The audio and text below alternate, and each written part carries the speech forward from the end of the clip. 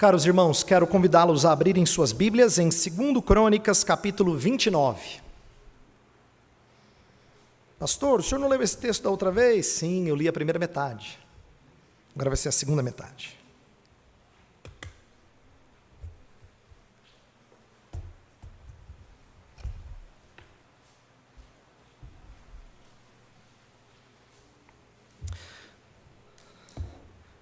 Nós vamos ler esse texto, 2 Crônicas, capítulo 29, dos versos 20 até o 36.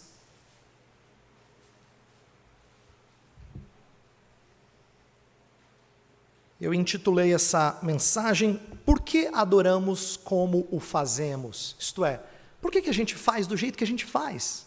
Por que adoramos como o fazemos? Ouça a leitura da palavra de Deus, preciosa e enriquecedora para as nossas vidas, fonte da nossa instrução. Então o rei Ezequias se levantou de madrugada, reuniu os príncipes da cidade, subiu à casa do Senhor, mandou trazer 7 novilhos, 7 carneiros, 7 cordeiros e 7 bodes, como oferta pelo pecado a favor do reino do santuário de Judá. E ordenou aos filhos de Arão, os sacerdotes, que os oferecessem sobre o altar do Senhor. Mortos os novilhos, os sacerdotes tomaram o sangue e o aspergiram sobre o altar. Mataram os carneiros e aspergiram o sangue sobre o altar. Também mataram os cordeiros e aspergiram o sangue sobre o altar. Para oferta pelo pecado, trouxeram os bodes perante o rei e a congregação e puseram as mãos sobre eles. Os sacerdotes os mataram e com o sangue fizeram uma oferta pelo pecado ao pé do altar, para expiação de todo o Israel, porque o rei tinha ordenado que se fizesse aquele holocausto e oferta pelo pecado por todo o Israel. Também estabeleceu os levitas na casa do Senhor com símbolos, alaúdes e harpas, segundo o mandado de Davi e de Gade, o vidente do rei, e do profeta Natã, porque este mandado veio do Senhor por intermédio de seus profetas. Estavam, pois, os levitas em pé com os instrumentos de Davi e os sacerdotes com as trombetas. Deu ordem Ezequias que oferecessem o holocausto sobre o altar. Em começando o holocausto, começou também o cântico ao Senhor, com as trombetas, ao som dos instrumentos de Davi, rei de Israel. Toda a congregação se prostrou quando se entoava o cântico e as trombetas soavam. Tudo isto até findar-se o holocausto. Tendo eles acabado de oferecer o sacrifício, o rei e todos os que se achavam com ele prostraram-se e adoraram. Então o rei Ezequias e os príncipes ordenaram aos levitas que louvassem o Senhor com as palavras de Davi e de Asaf, o vidente. Eles o fizeram com alegria e se inclinaram e adoraram. Disse ainda mais Ezequias: Agora vos consagrastes a vós mesmos ao Senhor. Chegai-vos e trazei sacrifícios e ofertas de ações de graças à casa do Senhor. A congregação trouxe sacrifícios e ofertas de ações de graças, e todos os que estavam de coração disposto trouxeram holocaustos. O número dos holocaustos que a congregação trouxe foi de 70 bois, 100 carneiros e 200 cordeiros. Tudo isto em holocausto para o Senhor. Também foram consagrados 600 bois e 3.000 ovelhas. Os sacerdotes, porém, eram muito poucos e não podiam esfolar a todos os holocaustos, pelo que seus irmãos os levitas os ajudaram até findar-se a obra e até que os outros sacerdotes se santificaram, porque os levitas foram mais retos de coração para se santificarem do que os sacerdotes. Além dos holocaustos em abundância, houve também a gordura das ofertas pacíficas e as libações para os holocaustos. Assim se estabeleceu o ministério da casa do Senhor. Ezequias e todo o povo se alegraram por causa daquilo que Deus fizera para o povo, porque subitamente se fez esta obra. Vamos orar? Pedir que Deus ilumine o nosso coração, nossa mente. Feche os seus olhos, vamos orar mais uma vez. Senhor, nós te agradecemos pela tua palavra, pedimos que o teu Espírito esclareça o que essa história tem a nos ensinar. Nós lemos histórias do Antigo Testamento e elas são curiosas, mas nem sempre falam diretamente à nossa realidade. Pedimos que hoje não seja assim, que o teu Espírito nos disponha o coração e nos faça receber com alegria a tua instrução. Pedimos isso em nome de Jesus. Amém. Irmãos, temos falado nesses últimos 2 domingos, e esse é o terceiro, sobre uma adoração bíblica, uma adoração que combina com o culto de nossa igreja. E já vimos que essa adoração a Deus sempre foi central na vida do povo fiel. Isto é, na primeira mensagem que eu preguei, sobre a primeira parte de 2 Crônicas 29, eu falei que Crônicas tem o templo no centro da história. E também nós devemos ter grande preocupação em adorar adequadamente, como a própria reforma religiosa de Ezequias nos ensina. Então eu falei sobre como a gente tem que zelar pela honra de Deus, como nós temos que nos preparar enquanto adoradores, e eu falei sobre culto como renovação de aliança. No domingo passado, o reverendo Bruno reforçou a ideia de que nós adoramos segundo a palavra. Ele trouxe alguns pontos muito curiosos baseados na história de Caim e Abel.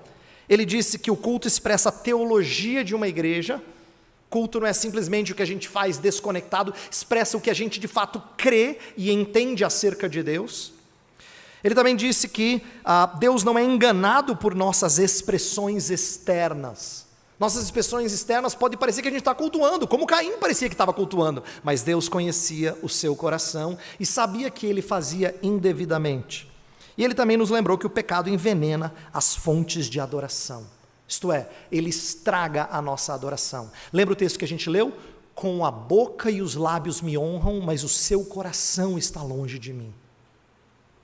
A ideia de que o pecado pode envenenar a nossa adoração. Então, essa história nos ensina que sincero, mas errado não é aceitável ao Senhor. Mas ele adorou assim de forma tão sincera, mas não adianta, tem que ser em conformidade com as Escrituras. A oferta de Caim mesmo é rejeitada e a de Abel aceita, porque Abel fez segundo o que Deus já tinha instituído, o derramamento de sangue do animal, como o reverendo Bruno nos ensinou bem. Então a ideia é que nesses últimos 2 domingos, a gente tem reforçado que culto aceitável a Deus não é um culto que vem só de um coração sincero, mas é um culto que é de alguém que vem vestido de Cristo e adora segundo a orientação da palavra de Deus. A razão da gente estar enfatizando essa ideia de culto nessa pequena série que eu e ele estamos fazendo é porque Deus sempre se mostrou muito zeloso para com o culto. Adoração sempre foi um tema muito tenso no Antigo Testamento, tenso mesmo. Quem não lembra da história de Uzá encostando na arca e morrendo, foi fulminado porque não tratou o objeto de adoração devidamente. Aí Davi fica todo emburradinho lá, mas também não fez do jeito que deveria fazer, o transporte da arca. Mas Deus mostrando para o povo que a adoração é coisa séria. Então sempre foi um tema muito tenso, que gerou inúmeras exortações de profetas. Por exemplo, profetas constantemente criticando a idolatria do povo, porque adorava outros deuses, ou porque adorava o Senhor de maneira indevida, quebrando o primeiro e o segundo dos 10 mandamentos, não é? A ignorância quanto a quem adorar e como adorá-lo sempre foi muito combatido no Antigo Testamento. E as histórias, então, reverendo Bruno pregou Caim e Abel em Gênesis, mas se for para Êxodo, tem o bezerro de ouro, problema de adoração. Se for para Levítico, tem Nadab e Abiú, problema de adoração. Se for para Números, tem a violação do sábado, problema de adoração. E por aí vai. Não só no Antigo Testamento, no Novo Testamento a gente leu Mateus 15 mostrando que Jesus confrontava a adoração indevida dos fariseus. Não é? Ele também corrigiu a mulher samaritana em João capítulo 4, aquela conversa famosa na beira do poço. E ele orientou tanto a igreja de Colossos quanto a igreja de Corinto em questões de culto. O que eu estou mostrando é que em toda a Bíblia, Deus leva muito a sério essa ideia de adorar adequadamente. Então, os autores bíblicos, eles batem de frente com a adoração falsa. E nós temos que ter esse zelo, esse cuidado, de vez por outra, ver como nós estamos adorando e ver se isso se alinha com aquilo que a Escritura nos ensina. Então, um dos pontos que eu enfatizei, e eu quero mostrar isso hoje nessa mensagem, mas eu enfatizei na primeira mensagem, é que culto é um diálogo que a liturgia mostra. Deus convoca a adoração, vocês adoraram. Né? Cantando, orando. Aí Deus mostra o nosso pecado de adoração, a gente confessa o nosso pecado, orando, confessando a Deus. Então, é assim, nós sempre recebemos do Senhor e respondemos a Ele. E eu quero que a gente entenda que quando a gente faz as coisas que a gente faz na liturgia, não seja por mero esforço mecânico, simplesmente porque a gente sempre fez assim. Que a gente compreenda como é que funciona o diálogo. Por isso que vocês têm me ouvido desde o início do ano passado, quando cheguei aqui, explicando cada parte do culto, para a gente lembrar e entender o que a gente está fazendo. Agora a gente está adorando assim, em resposta à sua chamada adoração. Agora a gente está confessando porque a sua santidade expõe o nosso pecado, e assim por diante. Como é importante a gente aprofundar na nossa compreensão do porquê nós adoramos como nós adoramos, do jeito que nós o fazemos, não é? O nosso texto base que a gente leu, ele surge num contexto de idolatria. Eu falei na primeira mensagem que Acaz, o pai de Ezequias, havia contaminado muita coisa da adoração, e Ezequias então vai promover uma reforma religiosa. O capítulo 28 de 2 Crônicas tem vários exemplos de como Judá havia contaminado a sua adoração debaixo do reinado de Acaz. O reino do norte, o reino de Israel, já tinha ido para a história, já tinha sido conquistado pela Síria, quer dizer, já tinha abandonado o Senhor mais de 200 anos antes, e tinha chegado num ponto em que Deus trouxe cativeiro para os de Israel. Então assim, o reino de Israel já estava perdido fazia tempo, e o de Judá estava se perdendo feio. Acaz faz coisas horrendas para ser o rei do povo de Deus.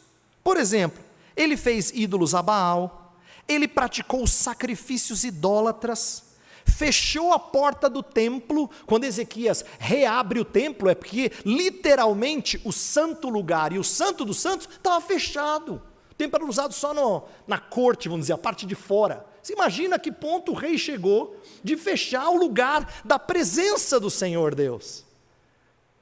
Dá uma olhada no versículo 25 do capítulo 28. Verso 25 do capítulo 28, olha o que diz. Diz assim: também em cada cidade de Judá fez altos para queimar incenso a outros deuses. Assim provocou a ira ao Senhor, Deus de seus pais. Isso aqui é Acaz, o pai de Ezequias. Então você entende por que era urgente Ezequias começar o seu reinado fazendo uma limpeza no culto?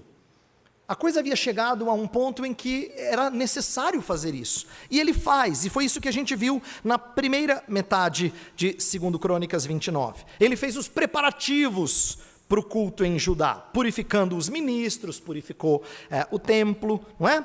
Agora ele vai restabelecer o culto. O texto que a gente leu hoje é o restabelecimento do culto verdadeiro, conduzindo o povo a uma adoração centrada em Deus e suas diretrizes culticas. Então o que eu quero fazer é pegar esse culto de Ezequias junto com o povo nos seus dias e extrair alguns princípios para a adoração.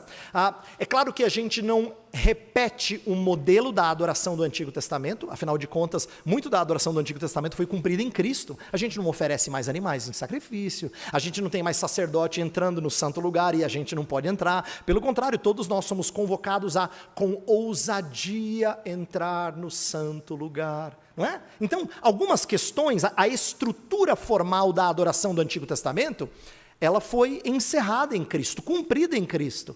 Nós adoramos agora sem algumas das barreiras e alguns dos símbolos colocados, mas o estilo de adoração ou os princípios de como adorar esse Deus continuam presentes. A adoração não é a outro Deus, não é a outras características. Por isso que eu creio que esse texto pode nos ajudar trazendo princípios. Além disso, tem uma dica no texto que mostra que esse é um bom texto para a gente aprender sobre adoração. No verso 35, diz assim: além dos holocaustos em abundância, houve também a gordura das ofertas pacíficas e as libações para os holocaustos. Assim se estabeleceu o ministério da casa do Senhor. A palavra hebraica para estabeleceu significa colocar no eixo. Assim se restabeleceu no sentido que agora se endireitou. Agora Ezequias botou no eixo, fez a maneira correta. Então, o que o narrador está dizendo é que quando Ezequias adorou desse jeito, Deus aprovou. Então a gente tem aqui uma dica do próprio texto, de que essa é uma adoração aprovada pelo Senhor, porque o narrador interpreta para a gente que ele restabeleceu, ou ele estabeleceu o ministério da casa do Senhor. Então, vamos olhar para alguns princípios de adoração que a gente aprende com esse texto, tá? E em primeiro lugar, eu quero fazer aquilo que eu tenho dito todos os domingos, mas que você compreenda que isso está aqui no texto. Todos os domingos eu tenho repetido isso, talvez seja uma das coisas que vocês mais ouviram o pastor Heber falar no último ano aqui. Pastor, de novo, lá o pastor falou de novo. Ele já falou, mas ele falou de novo, né? Mas eu quero que você veja que isso aqui está presente no texto. Que é assim, por que a gente vem adorar? Por que nós viemos adorar a Deus?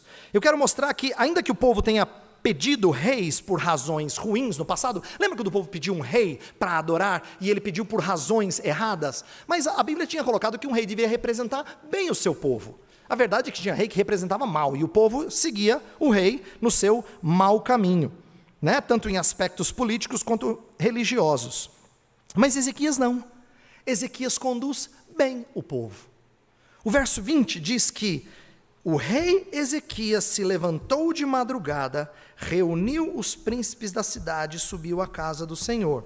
Então ele conduz os líderes na adoração. E depois no versículo 31 fala: disse ainda Ezequias: agora vos consagrastes a vós mesmos ao Senhor, chegai-vos e trazei sacrifícios e ofertas de ações de graça à casa do Senhor. E a congregação fez isso, isto é, ele conduziu primeiro os líderes, depois ele conduziu o povo de Deus. E o povo respondeu, os líderes responderam, e o próprio povo respondeu a Ezequias. Isto é, o que a gente vê aqui é o povo respondendo a um bom rei. É verdade que muitas vezes o povo respondia a um rei que era mau, não é? E respondia mal e adorava de maneira pagã. É o que tinha acontecido nos dias de Acaz, seu pai.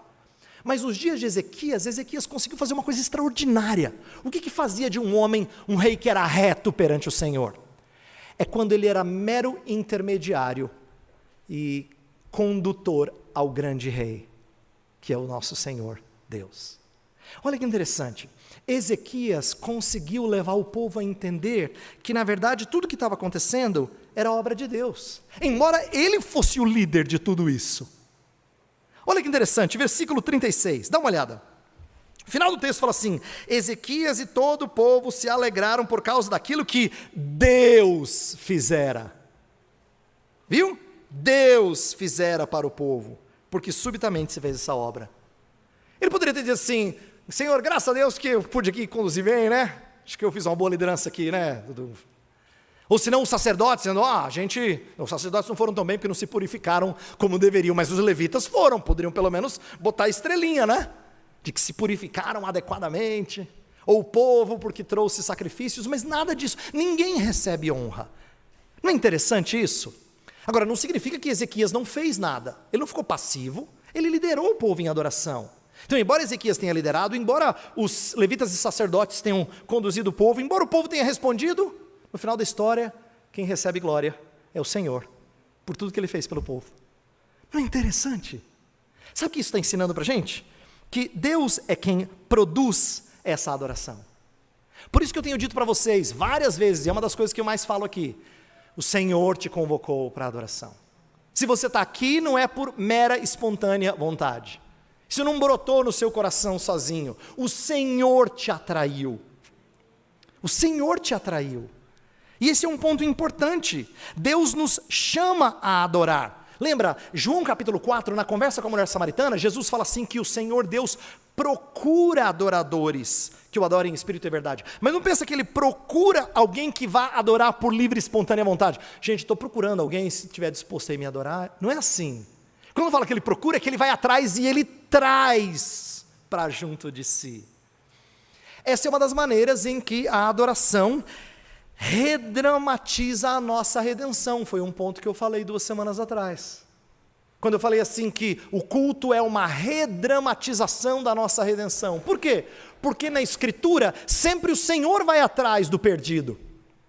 O Senhor vai atrás da ovelha perdida, da dracma perdida, não é? A ideia de ir atrás. Olha que interessante, no livro de Gênesis a gente tem exemplos disso. Quando Adão e Eva pecam, por acaso eles vêm confessar o pecado ao Senhor? Não, o Senhor vai andar no jardim e vai atrás deles. Abraão, quando recebe a promessa de que teria muitos filhos, mas não confia muito e dorme com a serva da sua esposa, Abraão nunca aparece para Deus e diz: Senhor, me perdoe, Senhor, pisei na bola.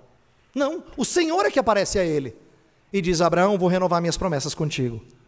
Você percebe? Quando você olha para a Escritura, Deus sempre toma a iniciativa e atrai para si os adoradores. Não é uma iniciativa nossa. A gente não veio aqui e Deus falou assim: parabéns, pessoal. Gostei de ver, Daniela. Muito bom ali, na frente, joia. Não é, não. Deus não fica lá em cima assistindo, aplaudindo vocês cantando bem.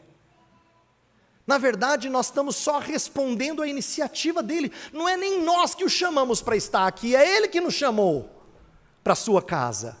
Então, a ideia de Ezequias conduzir o povo, mas no final agradecer, porque Deus fizera tudo isso, ensina para a gente que nós somos adoradores porque ele nos atraiu para cá.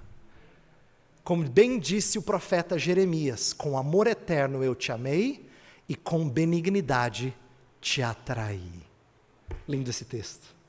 É assim que Deus faz conosco. Ele nos atrai. Então, a adoração é uma resposta a um Deus que nos redimiu. Por que a gente vem para cá? Porque Deus nos traz para cá. Porque Deus remiu o seu povo e trouxe o seu povo para esse lugar de adoração. Inclusive, no versículo 31, fala que toda a congregação, todo que estava de coração disposto, trouxe holocaustos. Não é interessante essa expressão? Sabe por que é interessante? Que no final diz que Deus fizera tudo. Quem é que dispôs o coração deles para adorar? O próprio Deus. Quando você falou assim: hoje à noite, quero adorar o Senhor em espírito e em verdade, não foi você que teve essa ideia. Foi o Senhor que dispôs o seu coração. Foi o Senhor que preparou o seu coração para que você viesse oferecer sacrifícios de louvor, que são frutos de lábios que confessam o seu nome. É isso. Então, nós viemos adorá-lo, ou nós vimos adorá-lo, regularmente, porque ele é quem nos atrai para si. Ele é quem nos redime e nos coloca num caminho de santidade e de adoração. Mas e qual é a maneira com a qual a gente adora? Qual é a disposição do nosso coração? Já que eu falei que Deus dispôs o coração deles, dispôs como? Como é que a gente tem que estar disposto a adorar? Eu preciso primeiro explicar que disposição não é sentir bem, tá? Na Escritura, disposição significa tomar uma decisão. Quando fala assim que Jonas foi vomitado pelo peixe, diz a Escritura que ele se dispôs e foi a Nínive. Mais tarde na história a gente sabe que o coração dele não estava muito naquela missão, mas ele dispôs e foi. Dispôs significa, tomei uma decisão de fazê-lo. Não é assim: eu não estou disposto hoje não, acho que eu não vou na igreja. Tem nada a ver com isso. Quando você fala assim de disposição, como sentir bem, levantei com o pé esquerdo, direito, tem nada a ver com isso. Nada. Tem a ver com tomar uma decisão, é uma resolução. Eu me dispus a oferecer sacrifícios ao Senhor. Eu me dispus a adorá-lo. Eu me dispus a oferecer aquilo que eu tenho para Ele. E aqui a gente aprende várias coisas bonitas sobre a disposição do adorador desse texto. Veja só, vamos destacar algumas coisas que o texto nos ensina. Primeira coisa que eu destaco da disposição do adorador é que ele tem aspiração pelo Senhor. Ele aspira, ele anela pelo Senhor. Santa aspiração. Veja por quê, versículo 20, começa o nosso texto dizendo que o rei Ezequias se levantou de madrugada, não podia esperar o sol assim brilhar bem. Não é curioso isso?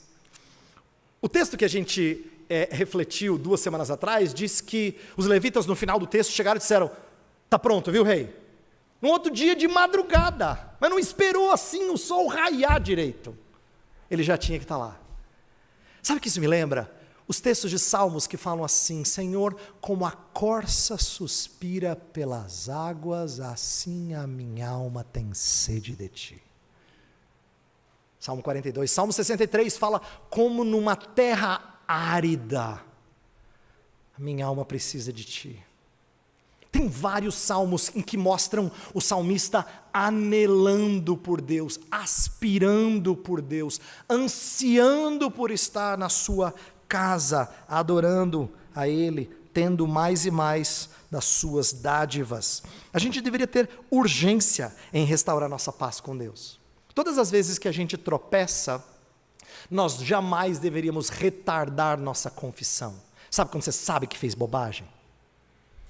A gente nunca devia ficar turrão, retardando nossa restauração ao Senhor. Por quê? Porque uma das coisas belas de um adorador é quando ele anela estar em comunhão com o seu Senhor. Ele anela isso, né? Não devemos vir à igreja porque tivemos uma ótima semana espiritual. A gente vem à igreja porque a gente teve uma semana espiritual abaixo do nível. É por isso que a gente precisa vir para cá. Senhor, preciso de Ti, de novo, da Tua misericórdia, da Tua graça, da Tua renovação.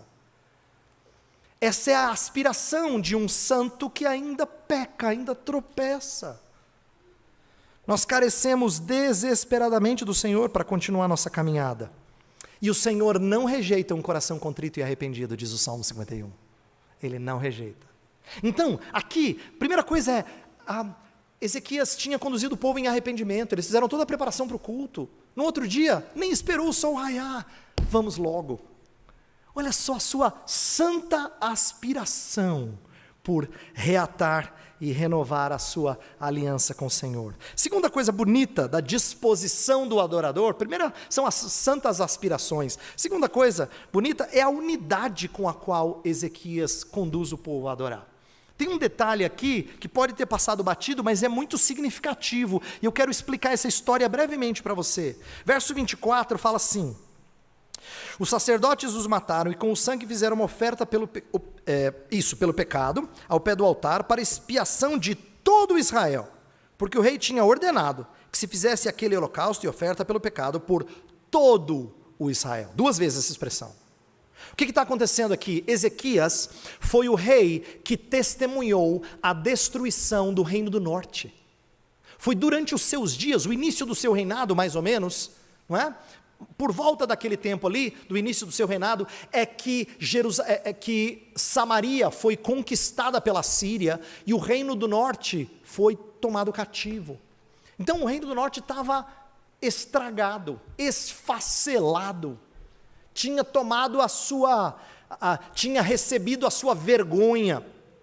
E aí, ao invés do rei do sul dizer, bem feito, ele oferece sacrifício tanto por Judá, quanto pelas tribos do norte. E como é que eu sei disso? Pastor, de onde o senhor tirou isso? No capítulo 30, ele convida as tribos do norte para celebrar a Páscoa. As tribos do norte, então, alguns vêm em imigração para o sul para celebrar a Páscoa lá em Jerusalém. Você percebe que ele está promovendo uma unidade? Agora, só para você entender que coisa extraordinária, eles estavam separados há mais de 200 anos. Vocês que são crentes há bastante tempo sabem como é difícil você juntar igrejas. Imagina juntar nações. Já pensou? No nível de desafio que é juntar nações. Ezequias não consegue fazer grandes coisas, mas ele tem aspirações que combinam com o que Deus prometeu, através do profeta Ezequiel que faria, que ele reuniria as nações debaixo de um mesmo povo.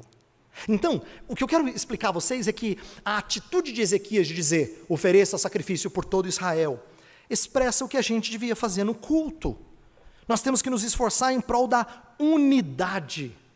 É uma pena que culto tem sido, ao longo das últimas décadas em especial, eu não tenho informação que foi assim no passado muitas vezes, ocasionalmente, mas pouco, mas nas últimas décadas parece que culto é motivo de divisão entre as pessoas. Em várias denominações, não importa o que, é motivo de discórdia. E é uma pena isso, porque deveria ser um lugar que melhor expressa a nossa unidade. Quer ver um texto interessante? Mateus capítulo 5 fala assim, se o teu irmão tem alguma coisa contra ti, na hora de você oferecer o sacrifício, vai acertar-se com ele e depois vem adorar. Por quê? Porque Deus sempre quis que o culto fosse a expressão mais visível e bela da nossa comunhão. Daqui a pouco a gente vai participar da mesa da comunhão, que expressa a nossa unidade. Então, olha que belo, o rei Ezequias está nos ensinando a importância da gente nutrir unidade na hora da adoração. Inclusive o apóstolo Paulo abordou essa questão da unidade repetidas vezes na epístola aos Coríntios, Filipenses, porque ele quer que a adoração expresse unidade. Então eu falei de santas aspirações, desejo de aproximar-se do Senhor, falei de unidade. Alegria é uma coisa que está no texto, mas eu vou deixar para falar daqui a pouco, porque está conectado com outro ponto. E a última é liberalidade nas ofertas. Olha que interessante a disposição desses adoradores. Nos versos 32 a 35, começa a dizer que o povo veio oferecendo sacrifício. Ofereceu 70 bois, 100 carneiros, 200 cordeiros, depois foram consagrados 600 bois, 3.000 ovelhas, e os sacerdotes fizeram isso. O sacerdote não estava muito bem preparado, mas os levitas ajudaram, e a ideia é que o povo respondeu com liberalidade. Essa é uma expressão bonita que aparece em alguns momentos de renovação espiritual na vida do povo. Por exemplo, lá em Êxodo, quando o tabernáculo vai ser construído, tem um determinado momento que Moisés fala assim: pessoal, momento de ofertas para o tabernáculo. Ele tem que pedir para parar, de tanto que vem. Ele tem que pedir para parar, literalmente, dizer: pessoal, suficiente, um montante aqui de ofertas é suficiente. Porque o povo se mostrou liberal. No Novo Testamento, Paulo fala assim, que os macedônios deram além das suas posses. Olha como culto envolve também liberalidade no que nós doamos. Essa é uma área que a gente trabalha pouco, mas a gente não deveria trabalhar pouco. Nós cultuamos também com nossas ofertas, nossos dízimos e ofertas. E quando a gente deixa de demonstrar liberalidade no que a gente oferta, a nossa boca e o nosso bolso entram em contradição. Não é? Senhor, eu devo tudo a ti, você fala. Mas tem coisas que não respondem adequadamente. Adoração, na história do povo evangélico, protestante e reformado, no caso de nossa igreja, sempre foi de envolver entrega de dízimos e ofertas como parte do nosso culto. E eu estou aproveitando que o texto está dizendo que o povo respondeu em dádivas, para dizer assim: nós temos que lembrar que a gente adora o Senhor assim também. Uma das maneiras de mostrar disposição do nosso coração é que nós mostramos liberalidade na hora de doarmos ao Senhor, na hora de trazermos dízimos e ofertas à sua casa.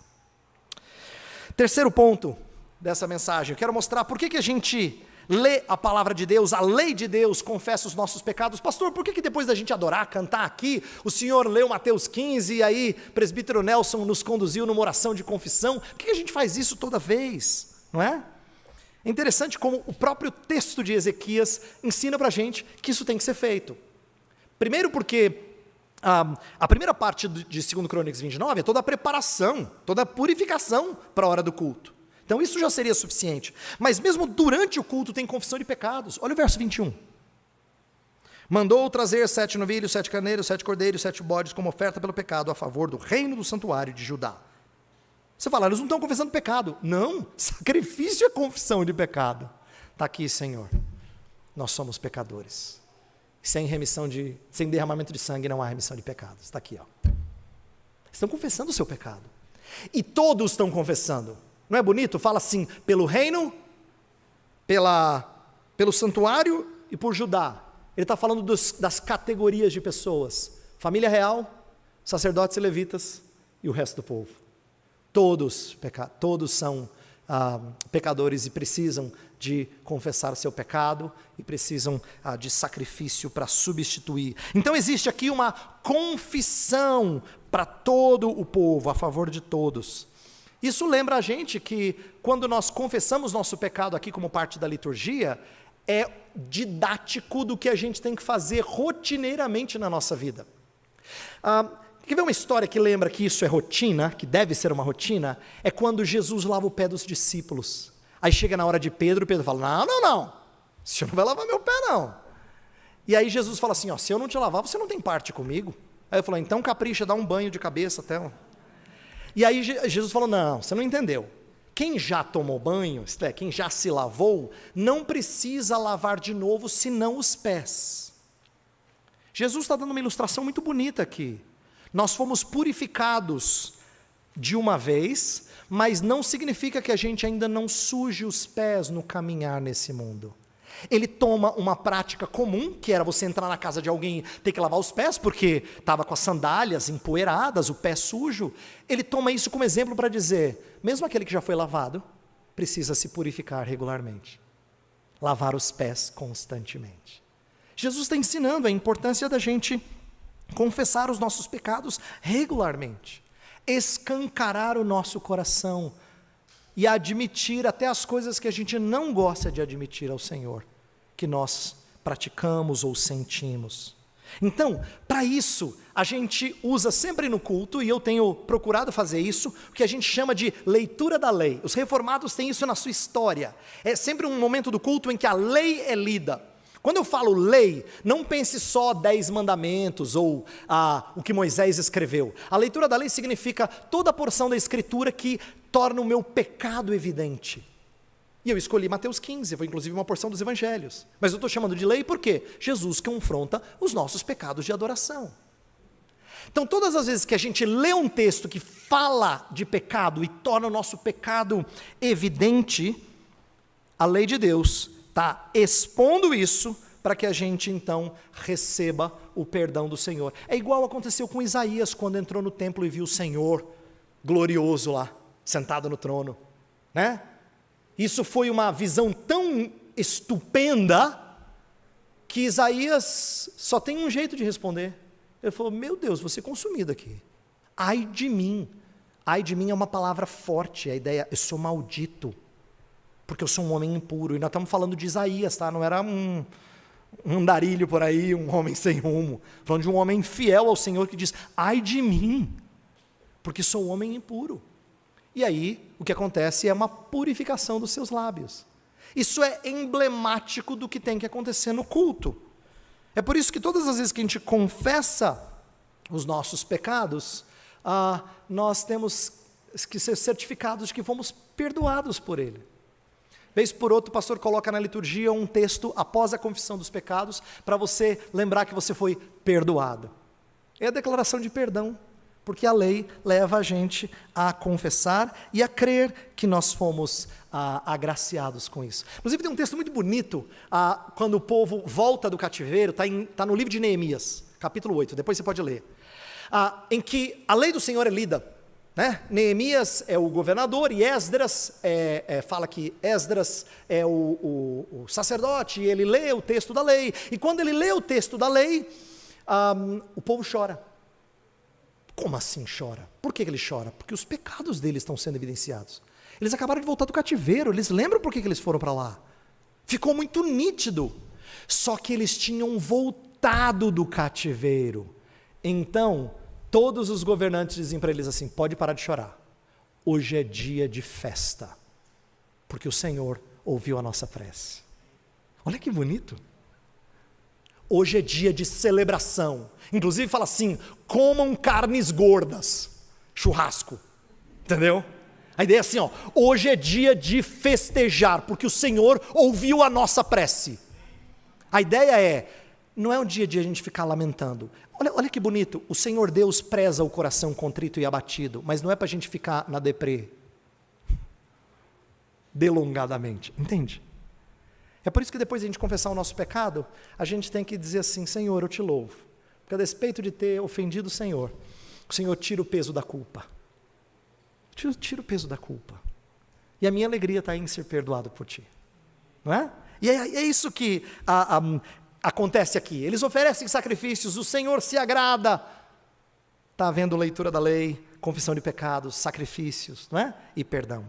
Outra coisa importante do texto, que é outro ponto que eu quero enfatizar aqui, por que a gente canta? Música faz parte da adoração do povo de Deus, de maneira mais intensa, desde o começo, mas de maneira mais intensa desde Davi. Davi foi o grande músico que revolucionou essa parte da adoração. Foi quem introduziu músicos, músicas, instrumentos, toda uma estrutura musical na adoração do povo. Só que o povo tinha desvirtuado isso também. Então aqui, olha que interessante, o canto faz parte da resposta de quem confessou o pecado e foi perdoado. Não é verdade que sempre que a gente confessa o nosso pecado e experimenta o perdão divino, dá vontade de cantar? Se você já teve momentos assim, preciosos com Deus, em que você rasgou o seu coração diante do Senhor, confessou os seus pecados diante do Senhor e sentiu-se perdoado por Ele, a vontade que tem é de você sair cantando, parece um anjinho assim, andando por tudo quanto é canto. Porque essa é a resposta de alegria de quem foi renovado pelo Senhor, não é? Esse é o desejo. Nós precisamos entender que esse louvor em resposta ao perdão faz parte. Daqui a pouco a gente vai cantar em resposta a essa mensagem. E tem que ser assim. Porque a nossa resposta em canto é uma resposta de quem está feliz, de quem está cheio da palavra de Deus. Inclusive, uma das coisas que Ezequias faz, que é interessante, é que ele resgata a música, mas não qualquer música, ele resgata boa música. Veja por quê. Primeiro, verso 25. Fala que ele estabeleceu os levitas na casa do Senhor com símbolos, alaúdes e harpas, segundo o mandado de Davi e de Gade e do profeta Natã, porque este mandado veio do Senhor. Em outras palavras, vamos resgatar um canto que seja bíblico. Percebe? Eles tinham desvirtuado isso, mas o desejo é de resgatar um canto que seja bíblico. Mas bíblico em que sentido? Tanto nos instrumentos, verso 26 vai mostrar. Estavam, pois, os levitas em pé com os instrumentos de Davi, e os sacerdotes com as trombetas, estão tanto nos instrumentos, quanto com as próprias músicas, verso 30. Então o rei Ezequias e os príncipes ordenaram aos levitas que louvassem o Senhor com as palavras de Davi e de Asaf. Está vendo? Ele está resgatando o canto de Salmos. Davi e Asaf. Está resgatando o canto dos Salmos, que era o inário, vamos dizer assim, do povo de Israel. Então, olha que coisa bonita aqui, um resgate de música que seja bíblica, que envolva a adoração doxológica dos Salmos. Os salmos são belos porque eles colocam nossa adoração em poesia. Por isso que é gostoso nós resgatarmos o canto dos salmos, porque é poesia, não é? E toda a escritura ser expressão disso. Entenda que, quando eu falo de resgatar boa música, eu quero que a gente entenda que boa música não é necessariamente música antiga nem música nova. Boa música é música bíblica. É música que nos conduza adequadamente à adoração do Senhor. Esse é o fator decisivo para a gente cantar certas músicas. É quando elas combinam com a mensagem da palavra, não é? Então, eu quero que você compreenda que, talvez você já tenha ouvido, presta atenção, que, pastor, eu aprendi que a mensagem é o principal do culto. Só que dá a impressão de que o resto do culto é só encheção de linguiça para chegar a hora da mensagem. Na verdade, o culto todo tem que ser permeado pela palavra. Sabe por quê? Não é só quando eu prego que a palavra tem que estar evidente. A gente lê a palavra, a gente ora a palavra, a gente canta a palavra. E daqui a pouco a gente vai ver a palavra e experimentar a palavra. Entendeu?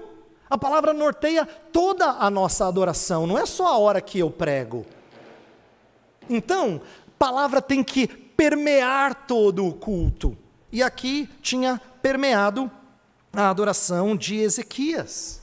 Música tem um poder muito grande, e é por isso que eu quero que você compreenda a importância da gente resgatar música boa. Eu vejo no texto de Ezequias, pelo menos dois usos da música que nem sempre a gente atenta para elas. Música é veículo de expressão, mas música também causa impressão. Presta atenção nisso. Em especial você que gosta de música, presta atenção. Isso aqui é importante. Música vale para a gente expressar coisas que o Senhor disse, ou nossa devoção ao Senhor, mas também ele produz uma impressão. Quando eu falo de expressão e impressão, não significa que sempre é bom, às vezes pode expressar mal, ou expressar bem, pode impressionar mal, ou impressionar bem. Então a gente tem que entender que tipo de expressão e impressão que música tem que causar. Olha que curioso, aqui, música é veículo de ensino, a ideia de resgatar as palavras de Davi, é para ensinar o povo, conhecer a sua inódia, vamos dizer assim, né? Ele queria ensinar o povo, e música é veículo de ensino, sabe por quê? Porque a gente guarda a música, que o pastor Heber prega aqui, às vezes você não lembra, Mas o cântico, você lembra? Você fica... Não é? Música tem esse poder, não tem? E quando tem esse poder, às vezes é pro mal, porque quando você ouve música ruim no rádio, e ela não sai da sua cabeça, você fala, ô desgraça, vontade de arrancar fora, né? Porque ela gruda, ela tem esse poder. Ela tem esse poder. E quando ela não é bem utilizada, ela gruda e causa estrago. Quando ela é bem utilizada, ela gruda e enche o nosso coração de devoção adequada. Por isso que a gente tem que zelar por música que ensine bem. Além disso, tem uma coisa curiosa aqui no texto. Além de expressar, ser veículo de ensino, então ela expressa a verdade de Deus, ela impressiona, não é? Eu falei que ela causa impressão. Aqui no texto a gente tem uma impressão muito curiosa, versículo 28. Olha só, isso aqui é impressionante. Toda a congregação se prostrou quando se entoava o cântico e as trombetas soavam. Tudo isto até findar-se o holocausto. Tendo eles acabado de oferecer o sacrifício, o rei e todos que se achavam com ele prostraram-se e adoraram. A música foi veículo para produzir tremenda reverência diante de Deus, que eles se prostraram diante do Senhor. Olha que curioso. É como se a orquestra tocasse como a gente ouviu hoje, e aí todo mundo se curvasse diante da majestade desse Senhor, que poderia nos fulminar por nossos pecados, mas não o faz. Então é isso que está acontecendo aqui. Eles estão respondendo com essa impressão. E eu quero que você compreenda que música faz isso também. Ela produz reverência sem tirar alegria. Porque o verso 30 fala que eles fizeram com alegria, e se inclinaram e adoraram. Não é curioso que às vezes a gente considere reverência e alegria como coisas meio que opostas? Parece difícil equilibrar. Porque tem certos estilos que parecem mais para reverência, estilos que parecem mais para alegria, mas não deveria ser assim. Porque na Escritura essas coisas não estão dicotomizadas. Elas fazem parte de um pacote só. Estudando para essa mensagem essa semana, eu me deparei com um texto que fala assim, que o povo de Deus, no Salmo 2, fala que o povo de Deus com tremor adorou com alegria. Você fala, nossa, alegria e tremor, nunca pensei nisso. Não é? Tipo assim, alegria sim, como uma coisa de, você está alegre, tudo bem. Mas com tremor, isso muda a nossa maneira de entender a alegria bíblica. Você lembra que eu disse para vocês na primeira mensagem da série, que eu disse que a gente não chega daqui e sai livre, leve e solto.